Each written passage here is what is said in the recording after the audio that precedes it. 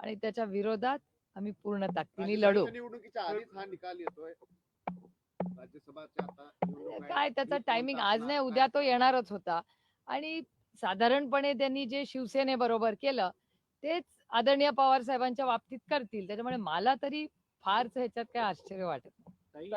याच्या अगोदरचा जो निकाल लागला एकनाथ शिंदे आणि उद्धव ठाकरे यांचं रक्ताचं नातं नव्हतं, मात्र ते रक्ताचं नातं होतं. ज्या हाताला तुम्ही माझे राखी बांधली त्याच्याकडे आता हा पक्ष जातोय. काय भावना आहे? ठीक आहे, हा माझा राजकीय विषय, हा माझा वैयक्तिक विषय नाही. आणि आदरणीय पवार साहेबांनी स्वतः अनेक वेळा शून्यातून त्यांचं विश्व उभं केलंय. जर पवार साहेब 60व्या वर्षी शून्यातून त्यांनी राष्ट्रवादी काँग्रेस पक्ष उभी केली, पुन्हा करतील, उमेदीने पुन्हा करू, त्याच्यात काय. आणि एवढं केलं तरी आम्ही सुप्रीम कोर्टात जाणारच आहोत, कारण का शेवटी हा पक्ष आदरणीय पवार साहेबांचाच आहे हे सगळ्या देशाला माहिती आहे. त्याच्यामुळे त्याच्यात काही नवीन नाही. पण ठीक आहे, ज्या पद्धतीने त्यांच्याकडून तो काढून अदृश्य शक्तीने ओरबाडून घेतलेला आहे, ठीक आहे, हरकत नाही. सुप्रीम कोर्टाकडून अपेक्षा आहेत का? कारण शिवसेनेची केस जवळपास वर्षभर झालं सुप्रीम कोर्टामध्ये आहे, त्यांचा निकाल अजून लागलेला नाही, म्हणून हा प्रश्न. नाही नाही, आमच्याकडून तर सुप्रीम कोर्टात आम्ही न्याय मागणारच. खरोखर असं आहे का? नाही नाही, त्यांनी आम्हाला सांगितलेलं आहे की आता राज्यसभेच्या इलेक्शनसाठी 3 नावं आणि 3 चिन्ह आम्हाला द्या, असं सुप्रीम आपलं इलेक्शन कमिशननी सांगितलेलं आहे. अर्थातच ते करू आम्ही.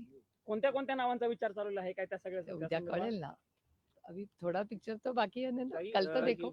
उद्या काय बातमी चालवणार, सगळंच आता सांगितल्यावर. पवार साहेबांशी तुमचं काही बोलणं झालं का? त्यांनी काही म्हटलंय का? आम्ही दिल्लीत एकाच घरात राहतो. साहेबांची काय प्रतिक्रिया होती निकालानंतर? खरं तर नाही, आमच्याकडे जे राज्यसभेचे हेच तर आमचं आयुष्य एवढं इंटरेस्टिंग आहे. मी पार्लमेंट मधून माझं भाषण करून आज 3-4 बिल आम्ही पास केली, ती करून घरी आले. आणि राज्यसभेचे काही खासदार रिटायर होत आहेत, त्यांच्यासाठी आमच्याकडे गेट टुगेदर आत्ता चालू आहे.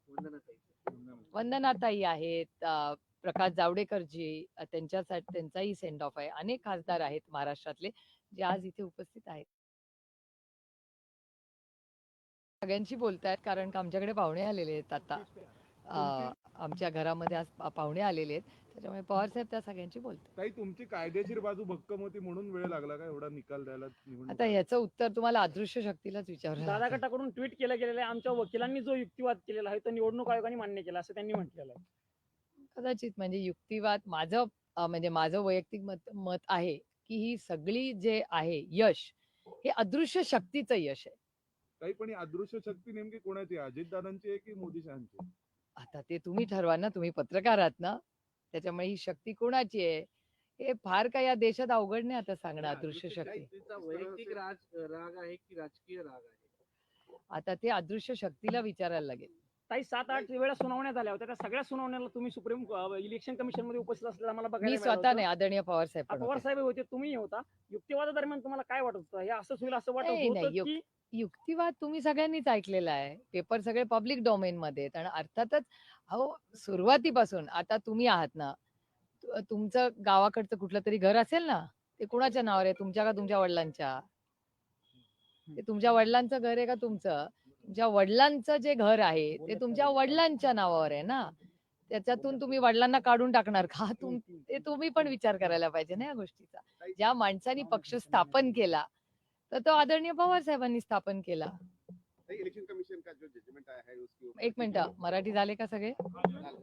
मराठी प्रश्न काय? पक्ष नावासाठी आणि याच्यासाठी काही फायनल निर्णय नाही झालेला ना अजूनपर्यंत? नाही, आता तर ऑर्डर 10 मिनिटापूर्वी आली आहे. आता 10 मिनिटापूर्वीच ऑर्डर आली आहे, चर्चा करू. पुढची सगळी लढाई लोकसभा आणि सर्व जे काही असेल त्या स्टेटस होईल. बघूया ना, इलेक्शन कमिशनचं 140 पानाची ऑर्डर आहे. ती सगळी आम्हालाही वाचायला लागेल, उद्या वाचायला लागेल. त्यातून बघूया ना काय काय होतं. ताई, फडणवीसांचं ट्विट आलेलं आहे, फडणवीसांनी अभिनंदन केलेलं आहे अजित पवारांचं. अर्थातच दुसरं काय करणार. त्याच्याबरोबर त्यांना सांगा का इंटू ब्रॅकेट अदृश्य शक्तीला आपण कॉम्प्लिमेंट करा. एकटाच त्यांना कशाला?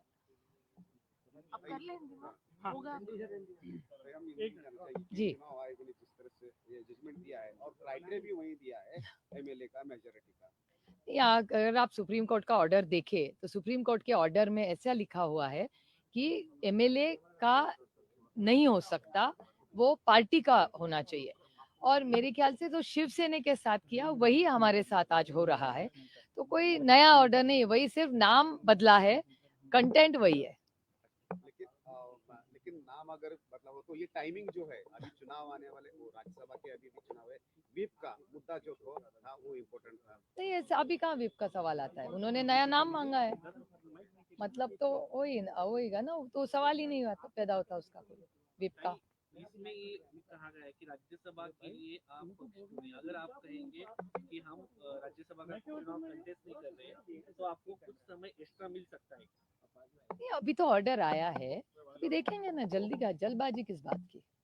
मैम, कारण क्या मानती हैं आप इस फैसले का? अदृश्य शक्ति। आपके पक्ष का नेता या फिर चुनाव आयोग, क्या लगता है ये फैसला किसकी वजह से आया? अदृश्य शक्ति।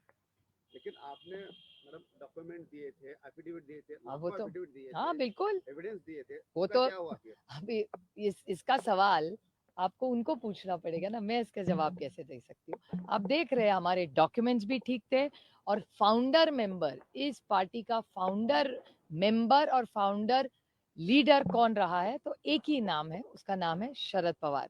बच्चा बच्चा इस देश में, कश्मीर टू कन्याकुमारी, किसी से भी पूछो एनसीपी किसकी है, तो शरद पवार का ही नाम लेगा।